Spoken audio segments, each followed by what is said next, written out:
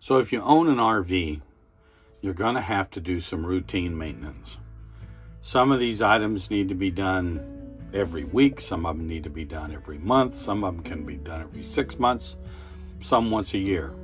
Everything from doing oil changes to replacing the batteries in your battery operated equipment that you have on board here, checking the actual batteries that are used to power the house and the engine if you have a motor home. So today I'm going to show you just a few of those items. Today is January 1st, and every January I do what I consider to be the annual maintenance items that the rig needs to have done. This includes checking and testing the batteries, changing the water filters, sanitizing the water tank if we have not been using it regularly, those kind of items. So we'll go through a few of those today. So I have used these filters for years on our fresh water system. Curiosity has overcome me. I wanted to see what's inside. Because I also use a household filter cartridge unit. And maybe I'm just doing twice as much work. Now I know this says this is a carbon filter, so I have sawed it in two, and let's see what's in here. The first thing I notice is an end cap with what appears to have a check valve. That's to keep water from backflowing into the filter. The next thing I see is a little piece of foam that I think holds the carbon in place. This whole filter is filled with activated carbon, and you can see in here there is some rust and stuff that has come from the water systems that we have been using. So I guess in that aspect it's been working, but some of it's all hard and crusty and some of it is little beads like it's supposed to be. But if you ever want to know what was in here, that's what's in here. We'll see if we can get to the bottom and see what else is in here. At the bottom there's another sponge. Yeah, this is a carbon filter, so every drop of water has to go through this. I thought maybe it had a filter element in it, but it doesn't. It just has this carbon, which is, I would think, more for taste than anything else. I still had a spare. I change these, as I say, every January 1st. I'm currently sanitizing the fresh water tank in silver as well with some bleach. Yeah, that's what's in there. You decide if this filter is something that you need. So what silver has is a household water filter system as well. So my freshwater shore power or shore tie comes in here, goes through this filter, out of this filter, and then into the rig. So anytime we're running on campground water, shore water, what I call shore water, sorry, sailor term, every drop of water coming into the rig is filtered through this canister. And I change these once a year or more often as needed. I carry spares. You can get these. The one I have in there is a carbon activated filter as well, but you can get them as just a plain white filter cartridge. That actually in the long run is cheaper than buying the Camco charcoal canisters. I don't really think they're doing much as far as filtering.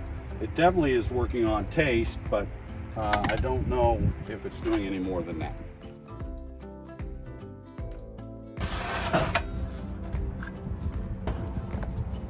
Oh, these need cleaning.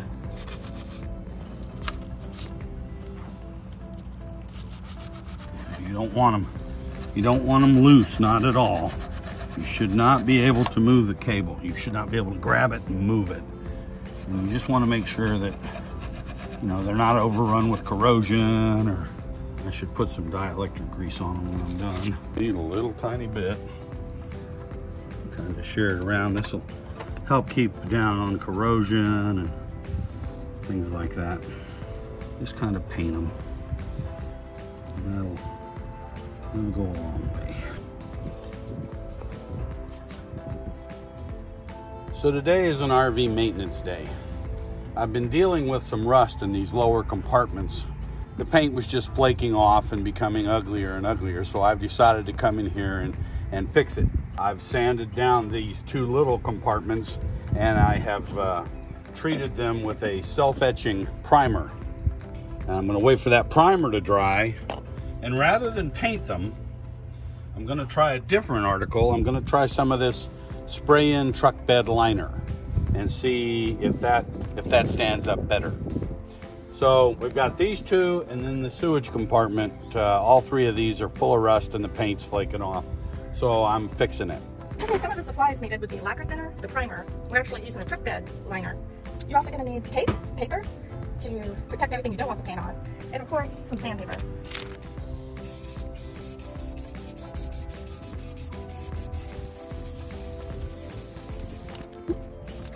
So only these three compartments had the rust. Yep. These three were painted, and I think they sit a little bit lower to the ground.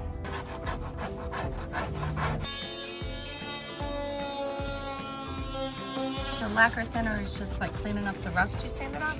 Yeah, it just picks up any grease or leftover paint debris or stuff like that. You know, you can use any good quality paint thinner as long as it dries quickly. I'll make it. I am not defeated.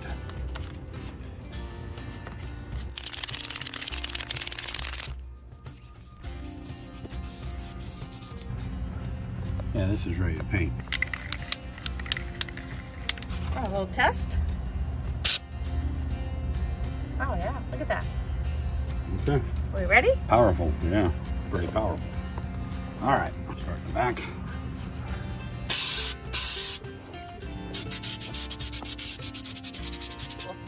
All right, so the paint is done. I think it's dry.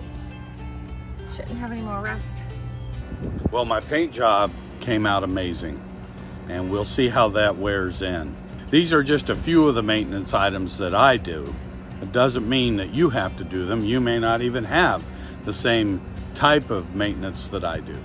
But the important thing is that you check and perform the maintenance that is required for your rig so that when you get out there on the road, you don't have problems.